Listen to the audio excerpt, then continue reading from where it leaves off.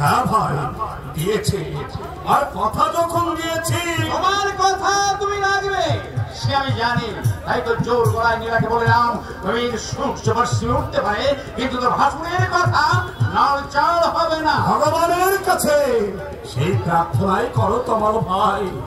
তোমার বোন, সে যে আমার বোন, সেই বোনের দুঃখ লাঘব করতে আমি যেন কখনো পেয়েছে পালা হই, আমি যেন কখনো পেয়েছে পালা হই।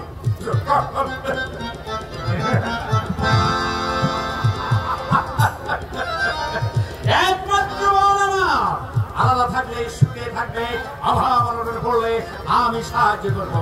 দুটো প্রাণী সারা জীবন ধরে খেলেও আমার সম্পত্তির এক কানা করেও কমবে না। কমবে দাদা, কমবে।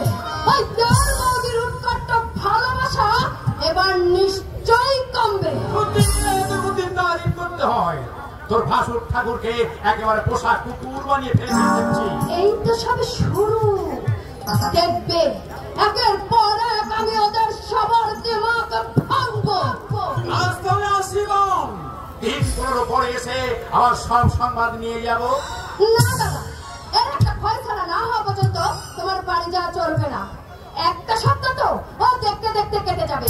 কিন্তু কুটুম্বের বাড়িতে একদিন থাকা 100 বার থাকবে, 1000 বার থাকবে। এমনি এমনি তো আর বোনের দিয়ে দাওনি, নগদ 50,000 টাকা বরপণ দিয়েছো। তার উপর আসবাবপত্র যা দিয়েছো, এটা তো বাপের জন্ম দেখি